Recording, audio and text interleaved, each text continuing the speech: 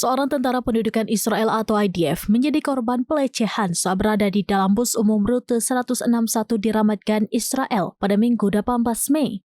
Adapun peristiwa ini dialami perwira cadangan IDF, Kapten Tamar Galidwani berusia 29 tahun. Dalam rekaman CCTV yang beredar luas, terlihat seorang pria muda meludahi wajah Galidwani sebelum turun dari bus dan melarikan diri. Mengutip Times of Israel pada Selasa 20 Mei 2025, Galidwani mengungkapkan bahwa sebelumnya tidak ada interaksi antara dirinya dan pelaku.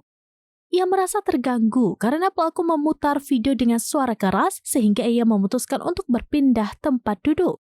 Namun saat pelaku hendak turun, ia mendekati Galidwani dan meludahi wajahnya. Setelah kejadian tersebut, Galidwani segera melaporkan insiden itu kepada supir bus dan pihak kepolisian. Pihak berwenang kemudian melakukan penyelidikan dan merilis rekaman CCTV untuk membantu identifikasi pelaku. Wali Kota Ramat Gan bahkan menawarkan hadiah sebesar 18.000 shekel atau sekitar 77 juta rupiah bagi siapa saja yang dapat memberikan informasi mengenai pelaku. Pelaku yang diidentifikasi sebagai Ahmad Muhammad, 24 tahun, seorang pria Palestina dari kota Huwara di tepi barat, akhirnya menyerahkan diri kepada otoritas Israel pada Senin 19 Mei. Ia kini ditahan dan sedang menjalani proses penyelidikan atas tuduhan penyerangan dan masuk secara ilegal ke wilayah Israel. Insiden ini pun kemudian memicu kecaman luas di Israel.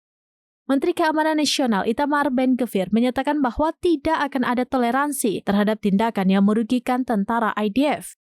Sementara itu, Kepala Staf IDF, Letjen Eyal Zamir, mengutuk keras tindakan tersebut dan menyebutnya sebagai pelanggaran serius terhadap simbol negara.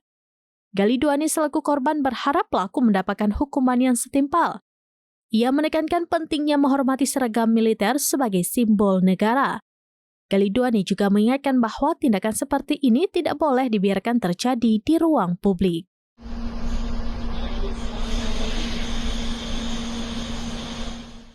Download Tribun X sekarang, menghadirkan lokal menjadi Indonesia.